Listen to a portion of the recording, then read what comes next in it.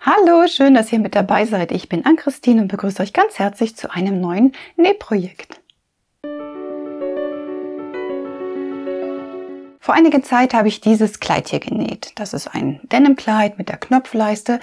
Wie das Schnittmuster gemacht wird, das zeige ich euch auch in einem Video. Ich verlinke euch das mal über das i oder unter dem Video in der Videobeschreibung, falls euch das interessiert und ihr das Kleid nachnähen möchtet.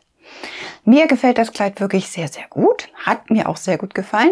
Als ich es dann getragen habe und mich im Spiegel angeschaut habe, bekam ich ganz plötzlich so Keanu Reeves Matrix Reloaded Vibes. Das Kleid ist sehr, sehr streng gewesen aufgrund der Länge. Und da habe ich mir überlegt, ich muss dieses Kleid unbedingt entstrengen, damit es ein bisschen fröhlicher wird. Ich meine, wir arbeiten hier mit dem winterlichen Schwarz. Von daher ist da ja schon mal nicht so viel mit Farbe. Aber dann kann man natürlich mit dem Schnitt ein bisschen arbeiten und dem Ganzen die Stränge nehmen. Und da habe ich mir überlegt, dass ich das Kleid einfach auf Knielänge kürze. Außerdem, und alle, die meine Videos etwas länger schon verfolgen, werden sich jetzt wundern, braucht das Kleid eine Tasche. Ich brauche keine zwei Taschen, ich brauche nur an der rechten Seite eine Tasche. Warum, erzähle ich euch dann später. Das ist also das Projekt von heute und ansonsten habe ich mir überlegt, wir plaudern einfach mal ein bisschen. Also gehen wir jetzt mal zusammen in mein Wohnzimmer, weil ich da einfach mehr Platz habe und das auch besser zeigen kann und bestimme erstmal nur die Länge und puste die dann auch entsprechend ab. Ich habe ja so einen Rockabrunder oder Rockabpuster und mit dem möchte ich dann auch arbeiten. Hier bin ich, offensichtlich, und das ist der Rockabrunder. Zuerst einmal stelle ich die Höhe ein, in der ich das Kleid abpusten möchte. Bei mir ist es so knapp unter Knie. Das Kleid anziehen und lospusten. Wichtig dabei, gerade stehen und nicht den Kopf nach unten beugen bzw. sich im Allgemeinen leicht nach vorne beugen, um zu sehen, was man da so veranstaltet. Denn dann senkt sich der Saum nach unten und wenn man dann pustet und abschneidet, kann es tatsächlich sein, dass das Kleid zu kurz wird. Da ein bisschen drauf achten und aufpassen. Deswegen ist es immer besser, wenn einem jemand hilft. So, dann bestimme ich noch die Position der Tasche. Und hier nun, was ich eben meinte mit das Ergebnis, ist manchmal fragwürdig. Hier haben wir nämlich eine sehr kreativ gepustete Saumlinie, mit der ich aber arbeiten konnte. Ich habe einfach den gleichen Wert abgemessen und abgeschnitten. Bei dem vorderen Saum habe ich mir das nicht getraut, weil der sah so seltsam aus und war so ungleichmäßig gepustet, dass ich mir das erstmal gar nicht erklären konnte.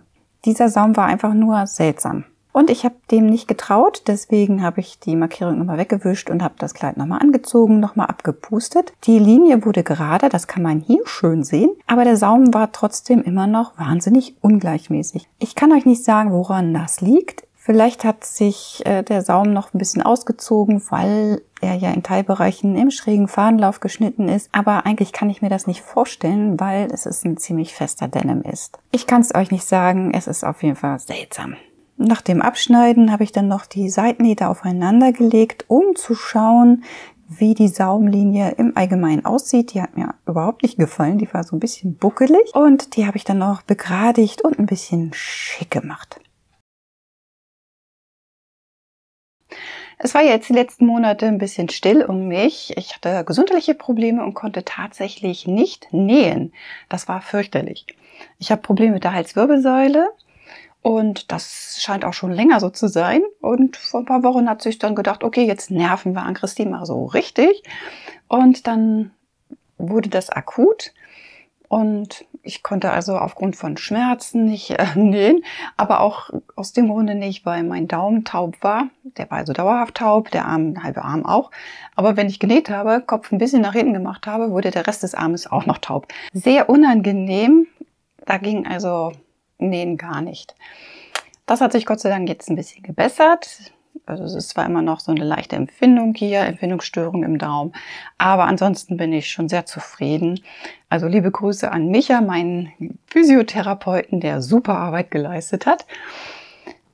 Ja, und die Sache ist halt die, es kann immer wieder akut werden und dann kann es immer mal wieder zu Zeiten kommen, wo ich nicht regelmäßig Videos machen kann. Ich hoffe, ihr habt da ein bisschen Verständnis für, falls es dann so sein sollte, und bleibt mir trotzdem treu. Ich säume mit Hilfe von Schrägband, was ich rechts auf rechts an die Saumkante lege und in der vorhandenen Falz absteppe. Später dann das Schrägband vom Saum wegbügeln. Danach habe ich erstmal nur die Unterkante gesteckt, also das Kleid so gesteckt, wie es fertig sein sollte in der Höhe, und tatsächlich nochmal angezogen, also echt viel Aufwand im Grunde genommen. Aber ich wollte mir extra Arbeit in Form von Auftrennen und nochmal bügeln, und so eine Falz auszubügeln, wenn man sie erstmal eingebügelt hat, ist auch nicht einfach. Deswegen erstmal stecken, nochmal anziehen und dann das Ganze nochmal überprüfen. Das hat aber soweit gepasst und deswegen konnte ich den Saum auch entsprechend umbügeln. Und natürlich dann später auch knappkantig absteppen. Knappkantig zur Oberkante des Schrägbandes. So, ich hatte mir jetzt ein paar Taschenvarianten noch überlegt. Eigentlich wollte ich nur eine schlichte Nahtasche machen. Dann hatte ich mir überlegt, vielleicht auch eine Klappentasche zu machen oder eine Paspeltasche oder eine aufgesetzte Tasche wäre jetzt auch möglich gewesen. Aber letztendlich bleibt es jetzt bei der Nahtasche. Das geht am schnellsten, am einfachsten und ja, man soll sie jetzt nicht unbedingt sehen müssen. War jetzt meine Meinung. Das heißt, ich beginne jetzt eigentlich erst einmal nur damit, meinen Taschenbeutel grob zu skizzieren. Das heißt, einmal die Seitennaht und wenn das dann so liegt, halte ich meine Hand so rein, so als würde ich sie in die Tasche stecken, und dann skizziere ich hier einmal grob drumherum. Und damit habe ich den Taschenbeutel auch schon fertig. Ziemlich einfache Sache. Ich mache den jetzt noch ein bisschen schöner. So, ich hatte ja eigentlich erzählt, dass es gar nicht so oft ist, dass ich eine Tasche einarbeite. Aber es hat sich gezeigt, dass ich für die Arbeit das ganz gut gebrauchen kann. Ich arbeite ja als Brautberaterin, das heißt, ich unterstütze und berate Frauen dabei, ihr Traum-Hochzeitskleid zu finden. Und dann ist der Werdegang oder beziehungsweise es geht dann so, dass man dann zusammen durchgeht, sich dann halt die Kleider anschaut und dann ein paar Kleider auswählt. Und die lässt man aber erstmal hängen und holt sie erst zusammen, wenn es dann darum geht, die Kleider anzuprobieren. Für mich heißt das aber dann, ich brauche irgendwas, um diese Kleider zu markieren, weil ich bin ja nicht mehr ganz so die Jüngste. Und das hilft mir immer doch einiges, mir die Kleider zu markieren. Und deswegen brauche ich für diese Markierringe, die ich da habe, einfach eine Tasche. Sonst muss ich die ganze Zeit in der Tasche tragen oder beziehungsweise in der Hand tragen, und das macht wenig Sinn. Das ist eigentlich der Grund, warum ich jetzt tatsächlich in meine Anziehsachen, gerade in die schwarzen, die ich ja für die Arbeit auch benutze, jetzt mehr oder weniger häufig doch mal eine Tasche mit einarbeite. Das ist wirklich super praktisch und deswegen mache ich das jetzt hier auch. Jetzt zeichne ich hier mal eben die Nahtzugabe an. Ich bleibe bei 1 cm, das reicht mir. Ich hatte in der Seitennaht, glaube ich, beim Kleid 1,5 cm, da muss ich gleich nochmal gucken, dass ich hier außen dann 1,5 cm anstelle. Jupp, 1,5. Dann machen wir das hier auch mit 1,5.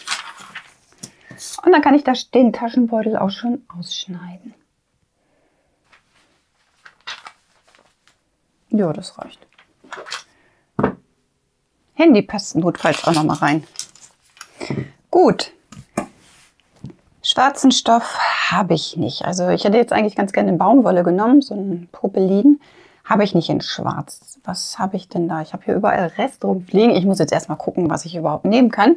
Aber ich denke mal, es wird auf Viskose rauslaufen, weil da habe ich noch schwarz von. Ich schaue mal. Gut, meine Viskose habe ich jetzt hier rausgelegt und dann werde ich das jetzt einmal zuschneiden, die Kanten an der Overlock versäubern und dann in das Kleid, in die Seitennaht einarbeiten.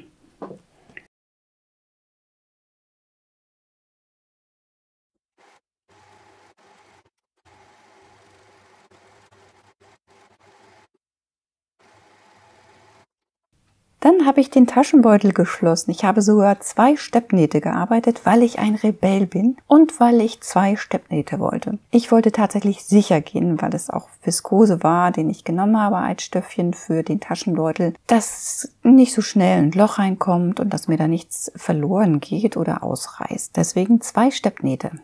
Danach die Seitennaht in Taschenöffnung auftrennen und dann erst einmal die vorhandenen Nähte vor und nach der Öffnung nochmal nachnähen und somit sichern. Und danach den Taschenbeutel beidseitig rechts auf rechts an die Seitennaht gesteckt und abgesteppt. Erst die eine Seite und danach die andere.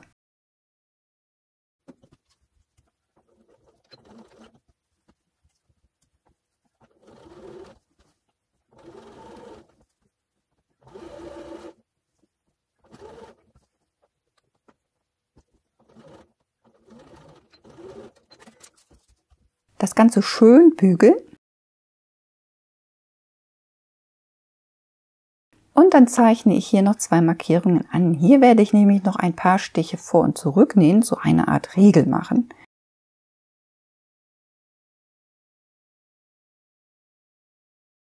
Und das Ganze sieht dann so aus. Ich habe außerdem die obere Taschenkante nochmal abgesteppt, füßchenbreit.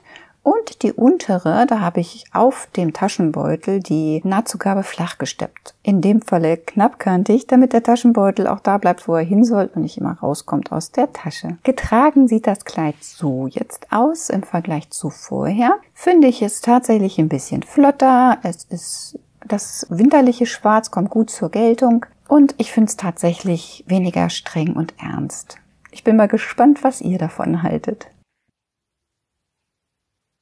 Heute hatten wir mal kein sehr umfangreiches, aufwendiges Projekt, aber das muss ja auch nicht immer sein. Ich hoffe trotzdem, dass ihr gut sehen konntet, dass es immer möglich ist, auch nachträglich noch eine Tasche einzuarbeiten. Selbst so eine Nahttasche ist gar kein Problem, nachträglich in ein Oberteil oder Kleid einzuarbeiten. Und vielleicht konntet ihr jetzt auch noch mal mitnehmen, wie man zum Beispiel einen Saum kürzen kann, beziehungsweise die Saumverarbeitung mit Hilfe von Schrägband. Das ist vielleicht auch neu für euch gewesen und interessant. Ich hoffe auf jeden Fall, dass euch das Video gefallen hat. Wenn es so ist, dann gebt mir gerne einen Daumen hoch und abonniert meinen Kanal. Klickt ihr in dem Zug auf die kleine Glocke, werdet ihr immer gleich informiert, wenn es ein neues Video von mir gibt. Ich habe für das nächste Jahr einige Projekte geplant, die auch sehr ein bisschen üppiger sind. Also ich sage nur das Stichwort Abendkleid. Und ich hoffe, dass ihr genauso gespannt seid wie ich und euch darauf freut. Es ist schon mal so ein bisschen alles im Werden, von daher wird es nicht mehr ganz so lange dauern, bis ich damit starten kann. Zum Schluss bleibt mir noch eins zu sagen, nämlich, dass ich euch danke, dass ihr mit dabei wart, dass ihr wieder zugeschaut habt. Ich freue mich da mal sehr drüber und ja, wünsche euch noch eine richtig schöne Zeit mit bei eurer Nähmaschine. Lasst es krachen, verändert auch mal ein Teilchen von euch, was euch nicht mehr ganz so gut gefällt. Eine Möglichkeit gibt es immer, etwas daraus zu machen, das habt ihr gesehen. Und dann hoffe ich, dass ihr auch das nächste Mal wieder mit dabei seid. Bis dahin, alles Liebe, eure Ann-Christine.